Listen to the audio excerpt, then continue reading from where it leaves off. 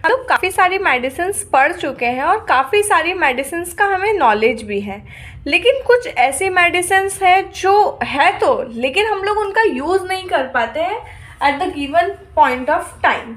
जैसे हम लोग आज डिस्कस करेंगे एक मेडिसिन के बारे में जिसका नाम है डलकामारा। बहुत कॉमन मेडिसिन है लेकिन हम लोग इसका यूज़ काफ़ी कम करते हैं। अब देखा जाए तो डलकामारा जो मेडिसिन है वो एक कॉमन मेडिसिन है, पॉलीग्रास्ट है। ये फीवर से लेकर के तो eczema, arthritis, rheumatism, skin eruptions, psoriasis, swelling, इन सब पर बहुत वंडरफुल एक्शन है। और कुछ मिनिमम डलकामारा 30 के आप कफ कोल्ड में डोजेस यूज़ करते हो 4 या 5, आपको बहुत अच्छे रिजल्ट्स मिलते हैं। स्किन कंप्लेंट है जहाँ पर रेडनेस और स्वेलिंग है, वहाँ पर डलकामारा 30 के 5 डोज बीडी में देकर के देखिएगा, आपको बहुत प्यारे रिजल्ट्स मिलेंगे। लेकिन कॉन्स्टिट्यूशन का मिलना या कॉन्स्टिट्यूशन नहीं मिल रहा है एट द टाइम आपको थेरेपेटिक जाना है। थेरेपेटिक जाने का मतलब ये नहीं होता है कि हम लोग सप्रेशन या पैलिएशन की तरफ जा रहे हैं। इसका मतलब ये है अब पेशेंट इतनी जगह से घूम फिर करके हमारे पास आया है तो हमें उसे रिलीफ देना पड़ेगा। हाँ, थोड़ा इंस्टेंट रिलीफ देना पड़ेगा। और ये जो बात है ना कि होम्योपैथी बहुत वक्त लेती है, I don't believe in this saying, क्योंकि मैंने रिजल्ट्स देखे हैं स्किन कंप्लेंट्स में। आई एम सेइंग अबाउट कि स्किन कंप्लेंट्स में भी 2 या 3 दिन में ही रिजल्ट्स आने लगते हैं। मैंने कई केसेस अर्टिकेरिया के, डर्मेटाइटिस के, टीनिया के ऐसे देखे हैं जिसमें पेशेंट फर्स्ट प्रिस्क्रिप्शन के बाद ही आकर के कहता है कि 50% रिलीफ है, 70% रिलीफ है। इवन कुछ केसेस तो मैंने सिंगल रेमेडी से और सिंगल डोज से ठीक किए हैं। तो ऐसा होता है, पढ़ते चलेंगे, समझते चलेंगे तो आते जाएगी सारी चीज़ें।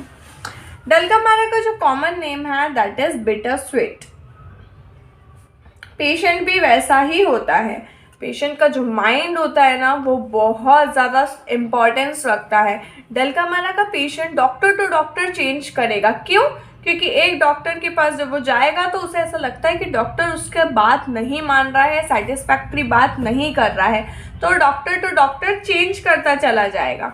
तो सबसे पहले आपको क्या ध्यान रखना है, कोई भी पेशेंट हो, कैसा भी पेशेंट हो, आपको उससे इत्मीनान से बात करनी है, आराम से समय देना है।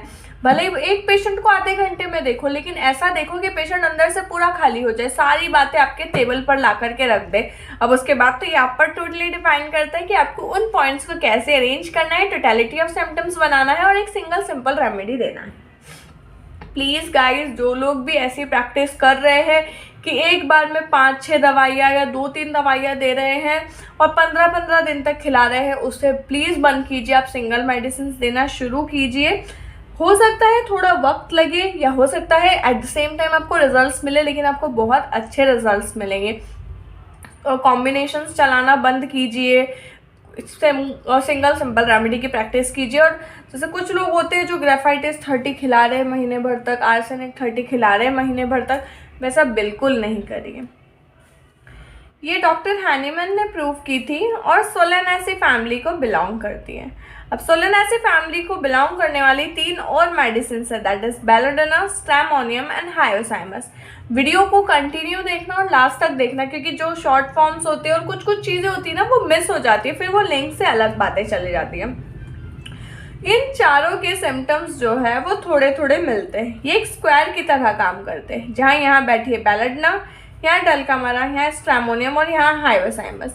बेलेडोना और डलकामारा 2 एक्यूट मेडिसिन है और हायोसाइमस और स्ट्रैमोनियम क्रॉनिक मेडिसिन है जिसमें इल्यूजन डिल्यूजन बहुत ज़्यादा है।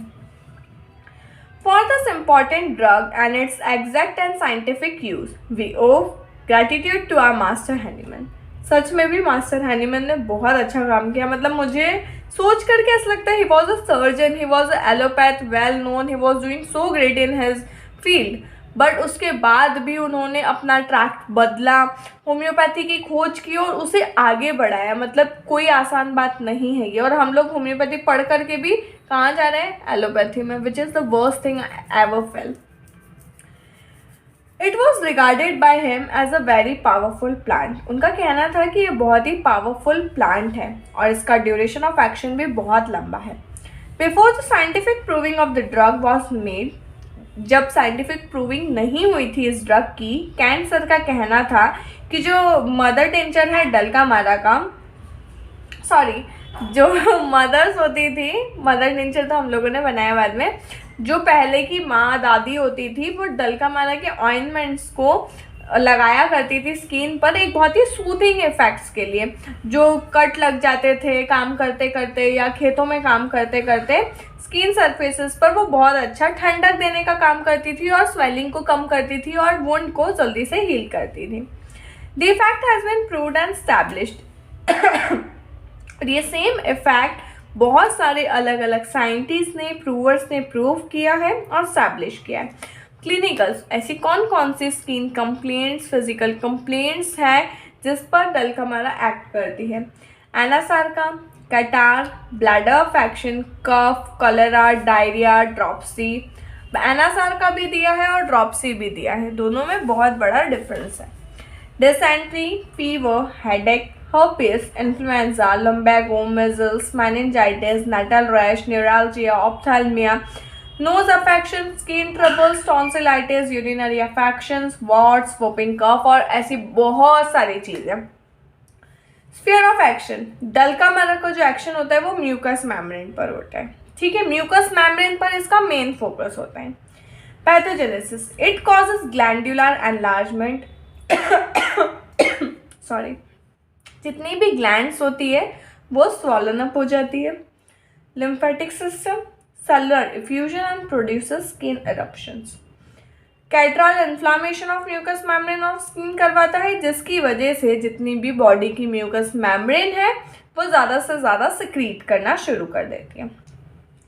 स्पेशली ये फ्लैग्मेटिक स्क्रोफुलस कॉन्स्टिट्यूशन पर सूट करता है। तो स्क्रोफुलस का मतलब ही ये होता है जिनकी ग्लैंड्स इजीली स्वेलन अप होती है। लिम्फेटिक्स में देखा जाए तो लिम्फ नोड स्वेलन अप होते हैं, बॉडी में कहीं ना कहीं ड्रॉप्सी, इडिमा या स्वेलिंग रहेगी ही। इरिटेबल टेम्परामेंट रहता है।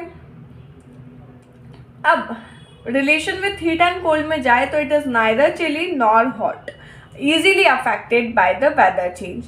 डल्कामारा के लिए एक लाइन लिखिए, towards the close of summer when the days are hot and the nights are cold। मतलब गर्मियों का जब खत्म होने वाला जो समय होता है उस समय डल्कामारा का एक्शन पीरियड बहुत अच्छा होता है। या सडन चेंज ऑफ वेदर, थोड़ा सा भी वेदर चेंज हुआ, एकदम से ठंड का बढ़ जाना, एकदम से गर्मी का बढ़ जाना, इसमें डल्कामारा बहुत अच्छे से काम करती है। स्पेशली जो गर्मियों के बाद जो बारिश का मौसम आने वाला होता है ना, उन दिनों में डल्कामारा अच्छा काम करती है। या सर्दियों के बाद जो गर्मी का सीज़न आता है उस सीज़न में डल्कामारा अच्छे से काम करती है। साइकोटिक और सोरिक पेशेंट होता है।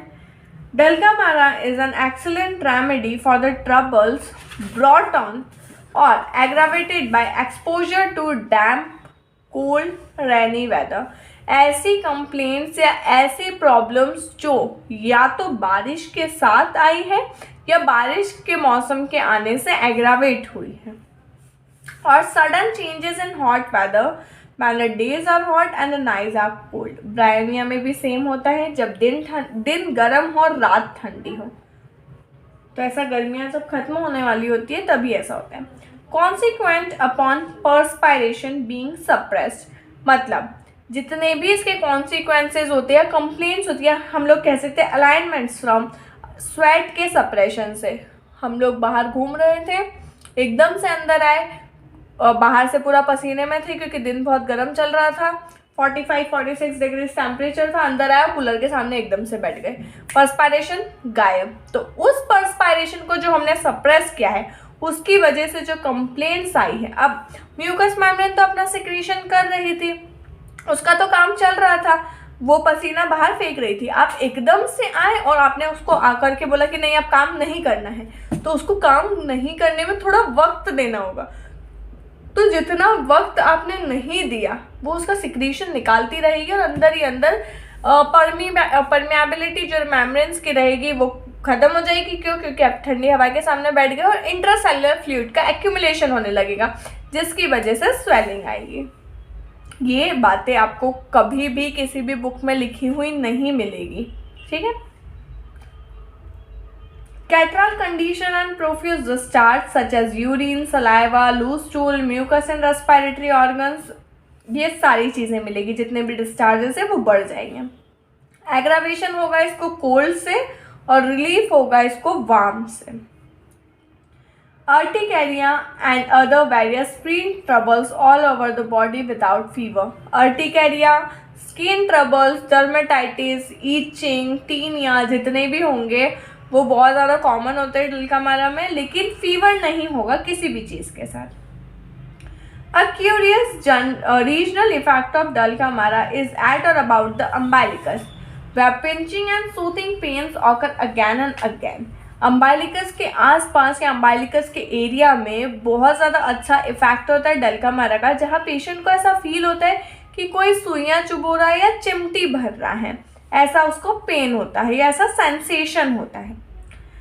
There will be a rash and other eruption on the face, hand, arms before menses। मतलब मेंसेस के पहले, पीरियड्स आने के कुछ दिन पहले फेस पर, हाथों पर या कंधों पर, आर्म्स पर छोटे छोटे से रैशेज मिलेंगे। ऐसा कोनियम में भी होता है। General tendency to throw out the eruptions all over the body. ये डलकामारा पेशेंट की एक जनरल टेंडेंसी होती है कि पूरी बॉडी पर उसे इरप्शंस होते हैं। Whey like and milky urine, एकदम दूध जैसी यूरिन निकलेगी, white. Catarrhal ischuria in grown up children with milky urine from wading with barefoot and cold water. अब मिल्की यूरिन और ये सब कंप्लेंट्स क्यों हो रही है? ठंडे पानी में नंगे पैर चलने से। इनवॉलेंट्री यूरिन, क्योंकि इसको एग्रावेशन है कोल्ड से, ठीक है। एनासार्का आफ्टर एग्यू, एग्यू एक टाइप का फीवर हुआ करता था जो अब नहीं होता है। रूमेटिज्म और स्कारलेट फीवर। ड्रॉप सी आफ्टर सप्रेस स्वेट। एनासार्का कब कब होगा? रूमेटिज्म, कोई फीवर उसके बाद में। और ड्रॉप सी कब होगा? जब स्वेट सप्रेस्ड होगा, इरप्शन सप्रेस्ड होंगे या कोल्ड से उसको एक्सपोजर होगा। There is a mental confusion, cannot find the right word for anything। Mentally वो इतनी ज़्यादा कंफ्यूज होती हैं कि वो एक सही वर्ड नहीं ढूंढ पाती कि अरे डॉक्टर मुझे क्या बताना था, ऐसा करके कुछ बोलेगी वो, ठीक है। क्लियरिटी नहीं रहेगी उसके वर्ड्स में, उसकी स्पीच में। There is mental confusion, alignments from exposure to getting wet in rain। बारिश में भीगने के बाद अगर कोई भी इरप्शन है, कोई कंप्लेन आई है, तो हम लोग आरटी और डलकामारा के बारे में सोच सकते हैं। आरटी और डलकामारा दोनों एक दूसरे के कॉम्प्लीमेंट्री मेडिसिन हैं। RT means rhus tox. Damp cold weather, wading in water with barefoot, नंगे पैर चलना ठंडे पानी में। वॉशिंग चेक पर्सपायरेशन, धूप में घूम रहे थे, पसीना आ रहा था, आए और फटाक से ठंडे पानी से नहा लिए या ठंडे पानी से मुंह धो लिया, उसकी वजह से आई हुई complaints. When the days are hot and the nights are cold. ये लाइन अगर आपने याद रख ली तो आप डलकामारा को बहुत अच्छे से प्रिस्क्राइब कर पाओगे और आपके क्लिनिक पर शायद कुछ ज़्यादा नंबर ऑफ पेशेंट क्योर हो पाएंगे। Headache, same exposure to cold, getting wet, damp weather. Occipital headache होता है जो नैप ऑफ नेक से अराइज होता है। डिगिंग पेन होता है, स्टूपिफाइंग पेन होता है। हेडेक के साथ साथ में वर्टाइगो होता है। Eyes, nose, okay. Rheumatism, rheumatism का कॉजेशन क्या होता है? कोल्ड, डैम्प, रेनी वेदर और सडन चेंज इन वेदर। उसके बाद में अगर उसको रूमेटिक प्रॉब्लम्स आई है, रूमेटिक ट्रबल्स आए, तो हम डलकामारा के बारे में सोच सकते हैं। जो पेन होता है, जितने भी जॉइंट्स होते हैं वो स्वेलन अप होते हैं और एकदम रेड दिखेंगे आपको। बहुत ज़्यादा पेन रहेगा और ऐसा लगेगा जैसे किसी ने मार दिया है और बहुत ज़्यादा पेन होगा। Venomous sensitive to touch, lameness and stiffness in back. और पीठ पर तो ऐसा लगेगा कि बस टिक ही नहीं रही है किसी भी सरफेस पर। पलंग पर सोने जाएगा तो भी कहेगा काफ़ी ज़्यादा दर्द हो रहा है मुझे। एग्रावेशन इवनिंग में, नाइट में और रेस्ट में। एम्ब्लियोरेशन मूविंग अबाउट, और रस्टॉक्स का भी एम्ब्लियोरेशन मूविंग से है, इसलिए इन दोनों को बहुत ज़्यादा बार साथ में क्या बोलते हैं, कंपेयर किया जाता है कि कौन सा मेडिसिन दिया जाए। Skin, damp, fat, rainy weather, cold से, it has got tendency to throw out eruptions over the body. Eruptive जितने भी इरप्शंस है, इरप्टिव डिसीजेस के लिए डलकामारा वरदान है, बहुत अच्छे से काम करती है। लेकिन आपको यूज़ करते आना चाहिए, इसकी पोटेंसी सिलेक्शन आना चाहिए, इसके डोसेस सिलेक्शन आना चाहिए और पेशेंट को देखना आना चाहिए कि वो कैसा है कैसा नहीं, क्या डलकामारा काम करेगी या नहीं। वेसिकुलर टाइप ऑफ इरप्शन होते हैं विद ब्राउन ह्यूमिड क्रस्ट। एक मैं दिखा पाती, मुझे एक हो रहा था लेकिन वो भी नहीं दिख रहा है।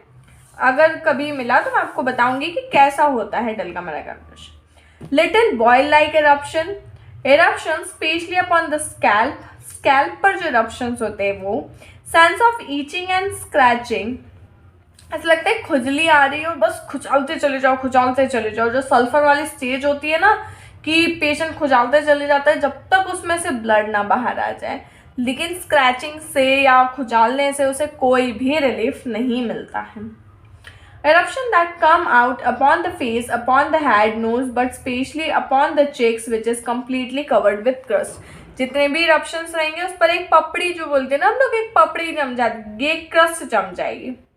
Urticaria all over the body without fever, itching होगी, उसमें भी स्क्रैचिंग होगी, एग्रावेशन होगा, वार्म से रिलीफ मिलेगा इसको कोल्ड से। ठीक है, यहाँ पर इसका अपोजिट हो गया। पहले हम लोगों ने क्या देखा कि इसको एग्रावेशन है कोल्ड से और रिलीफ है वार्म से, लेकिन स्किन कंप्लेंट्स जहाँ पर है वहाँ पर इसको एग्रावेशन है वार्म से और एम्बुलेशन है कोल्ड से। ओके, यहाँ कुछ अलग वहाँ कुछ अलग, इसलिए हमें मॉडलिटीज, बदलती हुई मॉडलिटीज को भी याद रखना होगा। Fever, the drug can be thought of in any kind of pyrexial condition, कोई भी pyrexial condition हो। अब हमारे पास और एक मेडिसिन आ गई है फीवर में देने के लिए, that is डलकामारा। Particularly when the exciting factor is exposure to damp wet weather, बारिश में भीग करके आया है और कोई छोटा बच्चा आया है या किसी भी एज का पर्सन आया है कि सर मैं बारिश में भीग गया था, मैम मैं बारिश में भीग गया था, उसके बाद मुझे फीवर आया, तो आप डलकामारा के बारे में सोच सकते हो। Due to cold air, damp weather, rainy weather, onset बहुत ज़्यादा स्लो होगा कि परसों बारिश में भीगा था जिसकी वजह से मुझे फीवर आज आया है। और बैलेट में कैसा होगा, बस अभी शाम में भीगा, रात में फीवर आ गया, सडन एक्यूट वायलेंटनेस होती है। During fever, Dulcamara causes profuse secretion from the mucous membrane of the body.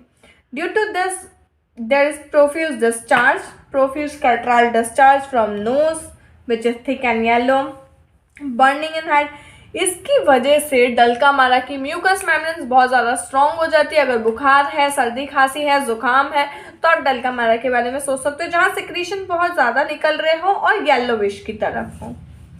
Aggravation same होगा, cold, damp, rainy weather, sudden change in weather. General modalities, aggravation, ambulation. Complementary है Baryta carb के, Kali sulph के। Antidote करती है cuprum और mercurius को। Antidoted by camphor, cuprum, ipecac, kali carb, merc sol, followed by baryta, calcarea carb, lycopodium, rhus tox, sepia और veratrum album. तो ये थी डलकामारा जिसका एक्शन हम लोगों ने देखा। Simple fever, urticaria, skin complaints, rheumatism, GIT, diarrhoea से लेकर हर चीज़ पर डलकामारा एक बहुत ज़्यादा अच्छी मेडिसिन है जो इस मौसम में और जो बारिश वाला मौसम है उसमें बहुत अच्छे से काम करती है। कोई बच्चा है अगर वो भीग रहा है, खेल करके आ रहा है, उसके बाद उसकी पीठ पर मेनली ऐसा देखा गया है कि जो बैक पर इरप्शंस होते हैं बारिश में भीगने के बाद पसीने की वजह से, तो वो डलकामारा और रस्टॉक्स से बहुत ज़्यादा अच्छे से ठीक हो जाते हैं।